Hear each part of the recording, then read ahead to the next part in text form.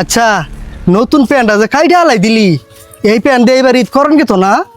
ঈদের নতুন ডিজাইন আছে ওইটা কিনবো আমি। আচ্ছা ঠিক আছে নো কিনা দে মুন্নি। চাচ্চু কি হয়েছে ডাউসকে? চাচ্চু আমার তো একটাই জামা, ঈদের মধ্যে আমার একটা জামা কিনা দিবা? তোরা যে ভাব দেই এইটাই বেশি। তোর বাপটা মইরা যায় বাইসে গেছে, আমার ওর যত আজাব আছে সব চাপাই দিতে হয়ে গেছে। আমার কাছে কোনো টাকা পয়সা নাই, তুই তোর ভাইয়ের কব্বর যায় জামা কিনা দিবেন নিয়ে কাকা। আব্বা তুমি 1 বছর যাবত চলে গেছো, এবার ঈদে আমার জামা কাপড় কে কিনা দিব? এবার কি আমি আর নতুন জামা কাপড় পরতে পারবো না? সবাই বলে তুমি নাকি আল্লাহর কাছে চলে গেছো। ও আব্বা তুমি আল্লাহর কাছে কও না আমার একটা নতুন জামা কাপড় ব্যবস্থা করে দিতে।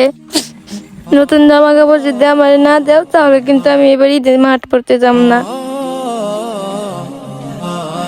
আর নইলে তোমার কাছে আমার নিয়ে যাও। আব্বা তুমি নাই বলে আমার কেউ ভালোবাসে না। বাবা কে তুমি কাঁদছো কেন? আঙ্কেল এটা আমার বাবার খবর। আমার বাবা 1 বছর যাবত দুনিয়া থেকে চলে গেছে।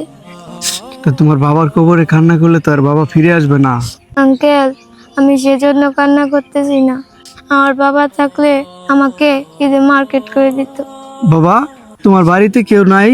আমার বাড়িতে আমার চাচু আছে। তো তোমার চাচ্চুকে বলো নতুন জামা কিনে দিবে। আমার চাচুকে বলেছিলাম, আমার চাচু আমাকে কিনে দেবে না, আমাকে বকছে।